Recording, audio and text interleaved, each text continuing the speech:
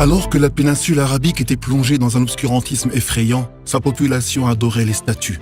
Elle outrepassait les droits des faibles. Ces tribus s'entretuaient pour les causes les plus futiles. Ils enterraient les filles vivantes dès qu'elles naissaient.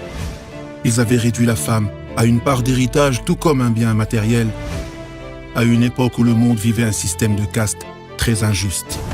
À une époque où les peuples n'avaient plus aucune valeur aux yeux de leurs gouverneurs, il y avait pourtant là un espoir que cet obscurantisme ne se prolongeât pas. En effet, le 12 du mois de Rabi' al-Awwal, l'année de l'éléphant, est apparue à la Mecque honorée, la mère des villes, dans les quartiers de Banu Hashim, une lune éclatante qui a éclairé la terre d'est en ouest par la lumière de l'équité et de la foi. Il s'agit de Muhammad, fils de Abdullah, fils de Abd al-Muttalib, le Qurashite, le prophète arabe. Fils de Amina, la fille de Wahb, fils de Abd Manaf, celui qui est né orphelin et qui a perdu sa mère dès sa plus tendre enfance, qui a été élevé sous la protection de son grand-père, puis de son oncle paternel, Abu Talib.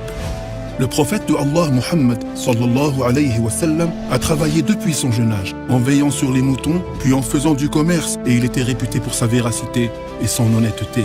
Allah l'a envoyé en tant que messager alors qu'il avait 40 ans, à toute l'humanité dans toute la diversité de ses couleurs et de ses origines, au point qu'il fut connu dans le monde entier sous le titre de miséricorde offerte.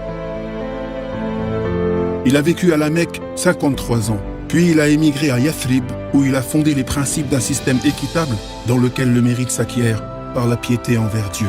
Il a enseigné des jugements, certains se rapportant à l'économie, à la justice ou à l'héritage, cette loi céleste équitable de laquelle les peuples s'abreuvent jusqu'à nos jours.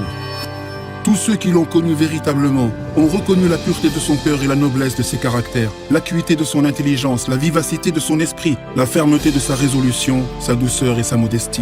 Il s'asseyait avec ses compagnons sans se distinguer d'eux. Il demandait de leurs nouvelles. Il mangeait avec ses serviteurs. Il avait de la pitié pour les animaux et se montrait clément envers eux. Il raccommodait lui-même ses vêtements. Il faisait miséricorde aux plus jeunes et il parait aux difficultés des pauvres. Il dormait à même le sol sur une natte de palme. Elle laissait des traces sur son flanc honoré, mais il n'y prêtait aucune attention. La nuit du lundi 12 du mois de Rabi' al-Awwal, en l'an 11 après son émigration à Médine l'illuminée, cet homme glorieux a quitté le bas monde à l'âge de 63 ans, laissant une lumière qui ne s'était pas éteinte et une voie de droiture sur laquelle les communautés ont marché jusqu'à nos jours.